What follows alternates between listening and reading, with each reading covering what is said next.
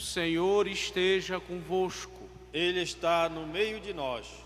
Proclamação do Evangelho de nosso Senhor Jesus Cristo segundo São Mateus. Glória a vós, Senhor.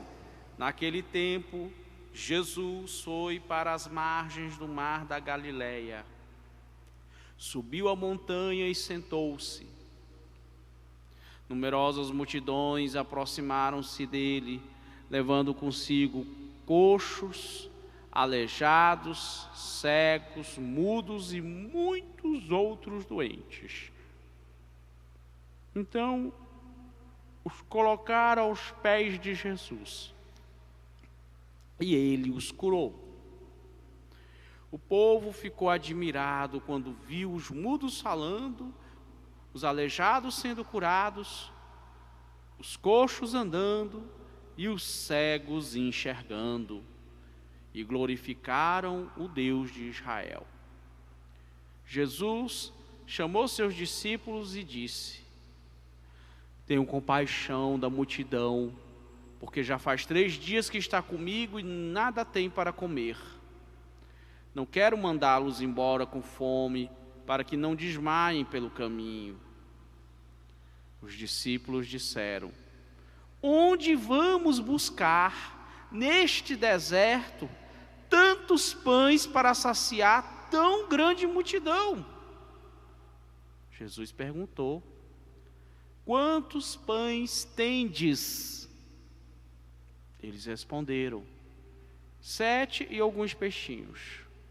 E Jesus mandou que a multidão se sentasse pelo chão. Depois pegou os 7 pães e os peixes, deu graças, partiu-os e os dava aos discípulos, e os discípulos às multidões. Todos comeram e ficaram satisfeitos, e encheram 7 cestos com os pedaços que sobraram. Palavra da salvação. Glória a vós, Senhor. Pelo Evangelho anunciado, sejam os nossos pecados cancelados. Amém. Caríssimos irmãos, caríssimas irmãs, hoje, terça-feira, ou melhor, quarta-feira da primeira semana do Advento. Advento, este tempo de preparação para a vinda do Senhor. Tanto para a primeira, na qual ele já veio para a nossa salvação, e que nós comemoramos no Natal, o mistério da encarnação de nosso Senhor Jesus Cristo, isto é, da sua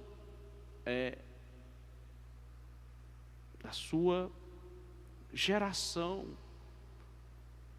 como homem, né? Pela graça do Pai e pela ação do Espírito Santo, no seio da Virgem Maria, o Verbo divino se faz carne, se faz homem, se faz gente como a gente.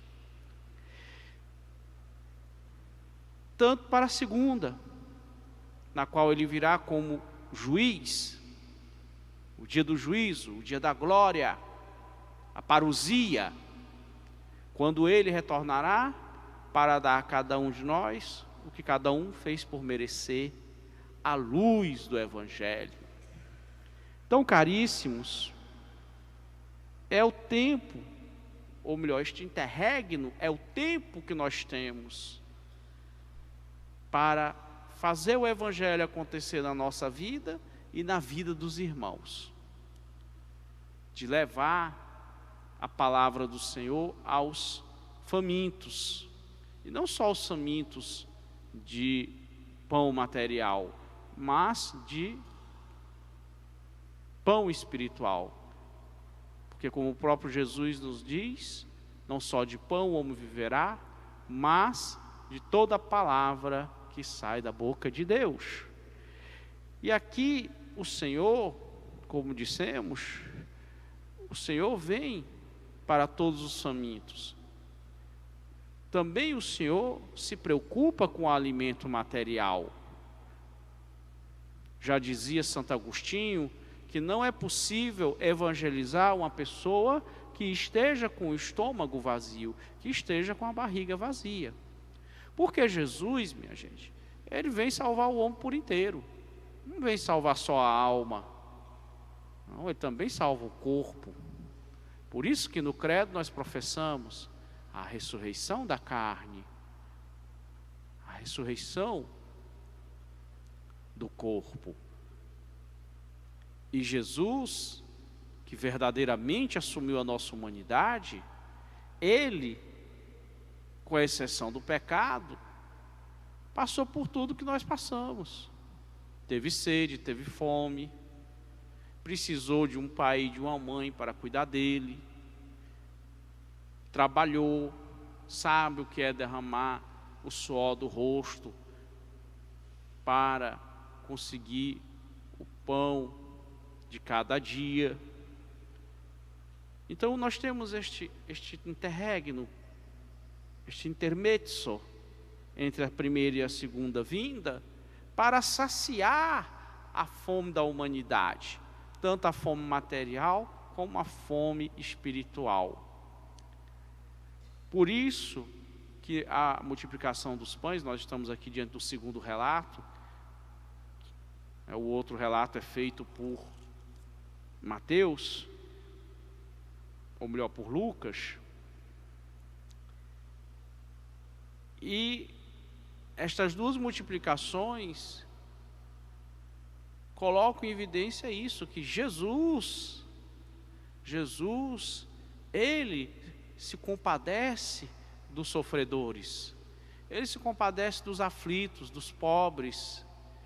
E quando falamos aqui pobres, falamos pobres em todos os sentidos, não só o socioeconômico, mas também o espiritual, o existencial. O Papa Francisco fala isso, né, que nós devemos ir até as periferias existenciais, porque ali há fome de Deus.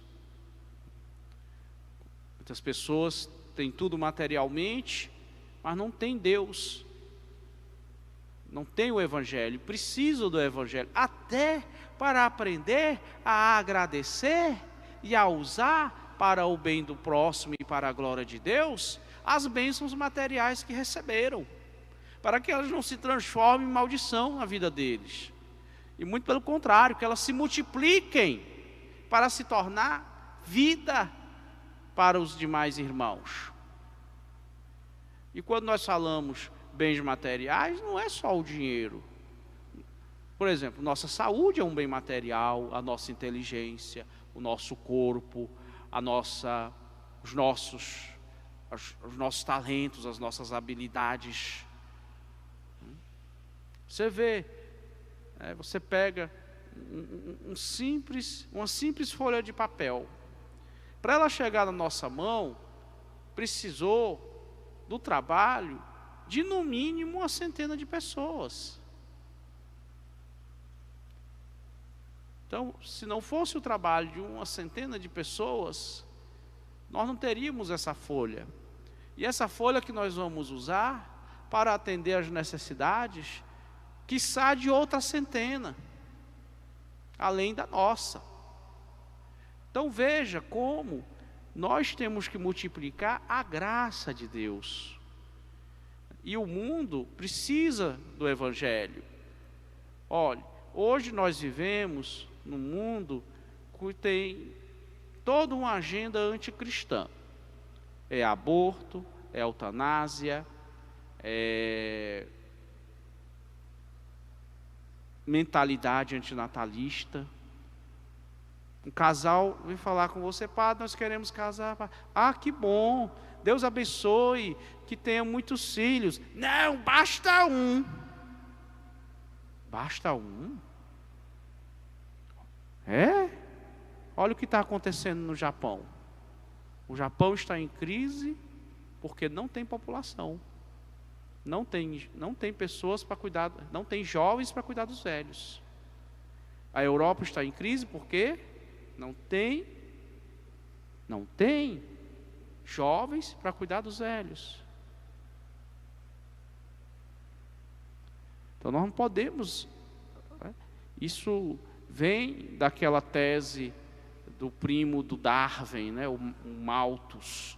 O Malthus dizia que a população crescia muito mais do que os recursos para alimentar a população, ou para prover as necessidades da população. Isso ele dizia quase 150 anos atrás. Mas veja como a assertiva do Malthus está equivocada. O que ele propõe? Vamos diminuir o número dos comedores ao redor da mesa. Isso não é um pensamento cristão. O que Cristo propõe é: vamos aumentar o pão na mesa. É isso que nós precisamos fazer. E a humanidade tem condições, sim, de se alimentar sem prejudicar o ambiente. O pontífice emérito, Bento XVI, no seu documento, se não me falha a memória, Espe Salve, a esperança que salva, ele diz para todos que quiserem ouvir, todos que lerem o documento: nós precisamos de uma nova revolução científica. Em que sentido?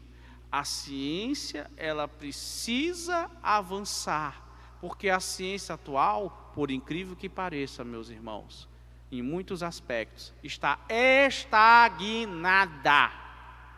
estagnada.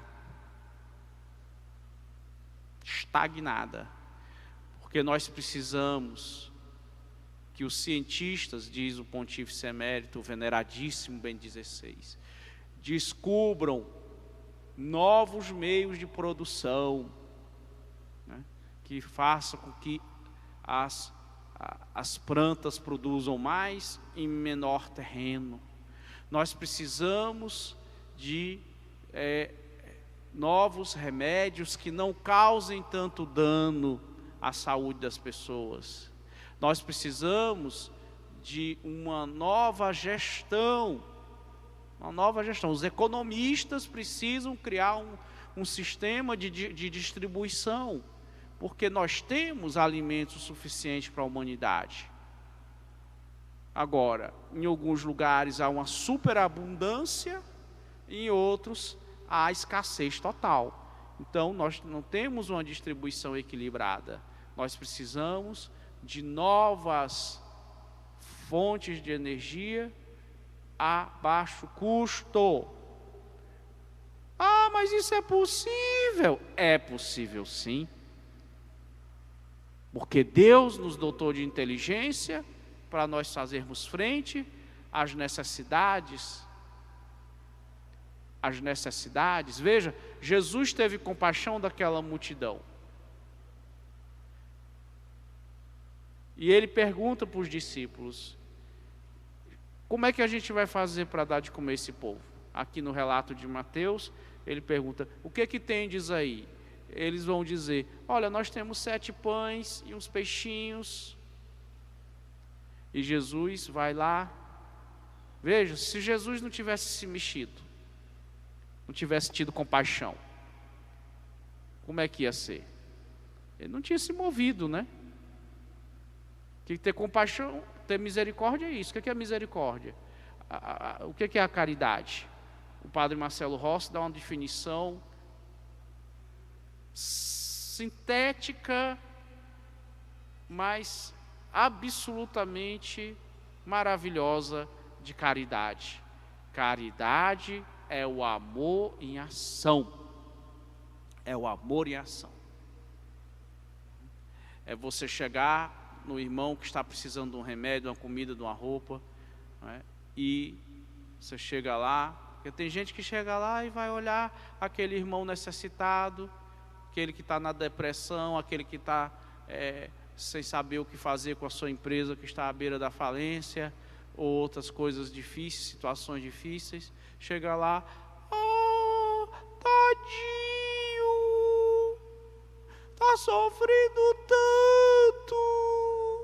que peninha. Mas não faz nada, não se mexe. Agora, o cristão deve chegar diante dessa situação e se mexer. Espera, meu irmão, calma. Você não precisa dar um tiro na sua cabeça, não. Nós vamos conseguir achar uma solução para a sua empresa. Espera aí, vamos fazer uma negociação lá com seus credores. Eles querem receber. A gente faz uma negociação com seus empregados. Calma, se desespere. Chega. Olha, a comadre Zefa está passando fome, minha gente. Vamos fazer aqui, vamos fazer aqui uma coleta, uma ação entre amigos, vamos levar uma cesta básica para ela. Olhe, fulano, a filha do Zé foi diagnosticada com uma doença aí, o Zé está desesperado, já está falando, tem que comprar o caixão para a menina. Não, calma, diga a ele que a gente vai falar com um médico amigo nosso, que talvez lá na universidade chegou um professor da Europa, dos Estados Unidos, um professor doutor, ele já está trazendo uma técnica aí, vamos ver se não vai servir para essa menina. É isso que é a caridade, minha gente. A caridade em ação, o amor em ação, se mexe para resolver a situação, não fica lá de boca aberta, só se lamentando. Então, meus irmãos, Jesus espera que quando Ele chegar, nós estejamos em atividade, em evangelização, consolando os que sofrem, alimentando os famintos, vestindo os nus, corrigindo e ensinando os que erram, sendo suporte para os irmãos, tolerando as fraquezas dos irmãos, em oração e em ação, para promover o reino de Deus. Porque aí Ele vai ficar satisfeito. Muito bem, meus servos, que servos diligentes, que servos operosos, que servos proativos. E assim nós ganharemos o reino dos céus para nós e para os irmãos. Louvado seja o nosso Senhor Jesus Cristo. Para sempre seja louvado.